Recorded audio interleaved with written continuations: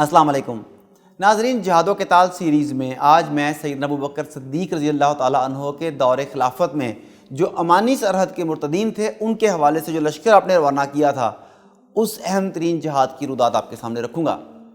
سیدنا رسول کریم صلی اللہ علیہ وآلہ وسلم کی وفات کے بعد امان کے لوگ بھی مرتد ہو گئے تھے۔ سیدنا ابو بکر صدیق کو یہ بات معلوم ہوئی تو آپ نے سیدنا حذیفہ بن محسن اور سیدنا ارفجہ بن حرثمہ کے لشکروں کو عمان کی طرف روانہ فرمایا۔ عمان پر اس وقت لقیط بن مالک مرتد کا قبضہ تھا۔ یہ دونوں مل کر اس کی طرف بڑھے۔ لقیط کو خبر ملی تو وہ اپنا لشکر لیے مسلمانوں کے مقابلے پر نکلا۔ لقیط ابھی نکلا ہی تھا کہ مسلم فوج بڑی تیزی سے چلتی ہوئی اس کے قریب پہنچ گئی۔ دونوں لشکروں میں بہت سخت جنگ ہوئی۔ شروع میں دشمن کا پلڑا بھاری رہا، اس سے مسلمان پریشان ہو گئے، لیکن اسی وقت مسلمانوں کے دو لشکر وہاں پہنچ گئے۔ اس اچانک مدد سے مسلمانوں کو بہت حوصلہ ملا، ان کے قدم جم گئے۔ انہوں نے اس قدر زبردست حملہ کیا کہ دشمن کے پاؤں اکھڑ گئے۔ دشمن کے 10,000 آدمی مارے گئے اور مسلمانوں کو بہت بڑی مقدار میں مال غنیمت ہاتھ آیا۔ اس کا 5واں حصہ مدینہ منورہ بھیجا گیا۔ یہاں سیدنا صدیق اکبر رضی اللہ تعالیٰ عنہ کی بصیرت کو داد دینی بنتی ہے کہ انہوں نے جو 11 لشکر روانہ کیے تھے انہیں اس ترتیب سے روانہ کیا تھا کہ وہ ایک دوسرے کی مدد بھی کر سکیں اور ضرورت پڑنے پر ایک دوسرے تک پہنچ سکیں، اور ساتھ ساتھ ساری ایرانی، بحرینی اور شامی سرحد بھی کور ہو جائے۔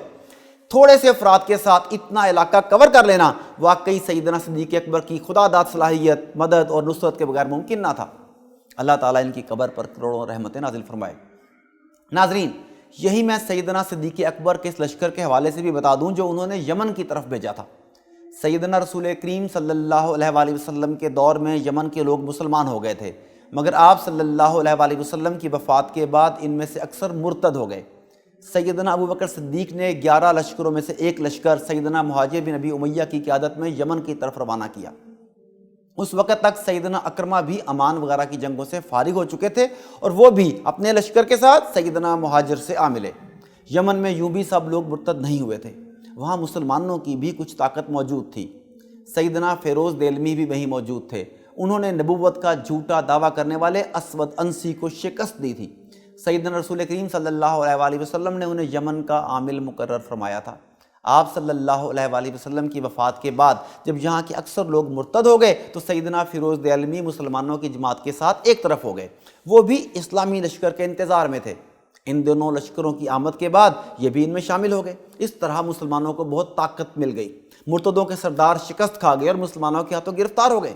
سیدنا مہاجر بن ابی امیہ نے انہیں مدینہ منورہ بھیج دیا اور وہاں یہ مسلمان ہو گئے۔ ان کے نام عمر بن مادی کرب اور قیس بن عبدی غوث تھے۔ بعد میں انہوں نے عراق اور شام کی مہمات میں حصہ بھی لیا اور اسلامی افواج کی طرف سے ایسے کارنامے سر انجام دیے کہ آج بھی ان کا نام مسلمان نہایت احترام سے لیتے ہیں اور انہیں اسلامی افواج کے عظیم کمانڈر سمجھا جاتا ہے۔ ان کے اسلام لانے کے بعد پورا یمن اسلام کے حلقے میں آ گیا۔ یمن کے قریب ہی حضرموت اور کندہ کے علاقے تھے۔ سیدنا رسول کریم صلی اللہ علیہ وآلہ وسلم نے ان دونوں علاقوں کا گورنر سیدنا زیاد بن لبید انصاری کو مقرر فرمایا تھا۔ یہ صدقات بھی جمع کرتے تھے اور دین کی تعلیم بھی دیا کرتے تھے۔ سیدنا رسول کریم صلی اللہ علیہ وآلہ وسلم کی وفات کے بعد جب دوسرے علاقوں کے لوگ مرتد ہو گئے تو یہ علاقے بھی اس وبا سے محفوظ نہ رہے۔ یہاں کا مشہور سردار اشعث بن قیس تھا۔ یہ شخص 70 یا 80 آدمیوں کے ساتھ سیدنا رسول کریم صلی اللہ علیہ وآلہ وسلم کی خدمت میں حاضر ہوا تھا اور اپنے ساتھیوں کے ساتھ مسلمان ہو گیا تھا۔ آپ کی وفات کے بعد یہ بھی مرتد ہو گیا۔ اب سیدنا زیاد بن لبید کے ساتھ کم آدمی رہ گئے، پھر بھی انہوں نے مرتدین کا مقابلہ کیا لیکن کامیاب نہ ہو سکے۔ تاہم ان کی مدد کے لیے سیدنا مہاجر بن امیہ اور سیدنا اکرم رضی اللہ تعالیٰ عنہ یمن کی مہم سے فارغ ہو کر آ گئے۔ ان دونوں کے ساتھ مل کر سیدنا زیاد بن لبید نے اشعث بن قیس کا مقابلہ کیا۔ زبردست جنگ ہوئی۔ اشعث شکست کھا گیا، وہ بھاگ کھڑا ہوا۔ وہاں سے بھاگ کر اس نے قلعہ خبیر میں پناہ لی۔ اسلامی لشکر بھی تعاقب کرتا ہوا اس قلعے تک پہنچ گیا۔ مسلمانوں نے اس قلعے کا محاصرہ کر لیا۔ آخر اشعث نے اپنے 9 آدمیوں کے لیے پناہ طلب کی۔ سیدنا مہاجر نے پناہ دینے کے لیے فہرست طلب کی۔ اس نے اپنے 9 آدمیوں کی فہرست تو لکھ کر بھیج دی لیکن بدحواسی میں اس فہرست میں اپنا نام لکھنا بھول گیا۔ چنانچہ ان 9 کو تو پناہ دے دی گئی، خود اشعث کو گرفتار کر کے مدینہ منورہ بھیج دیا گیا۔ اسے سیدنا ابو بکر صدیق کی خدمت میں پیش کیا گیا۔ آپ نے اس سے گفتگو کی، اس نے معافی مانگی، اور وعدہ کیا کہ آئندہ اسلام پر ثابت قدم رہے گا۔ چنانچہ سیدنا ابو بکر صدیق رضی اللہ تعالی عنہ نے اسے معاف کر دیا۔ ناظرین، مرتدین کے خلاف یہ آخری جنگ تھی۔ اس جنگ کے بعد پورا عرب مرتدین سے پاک ہو گیا۔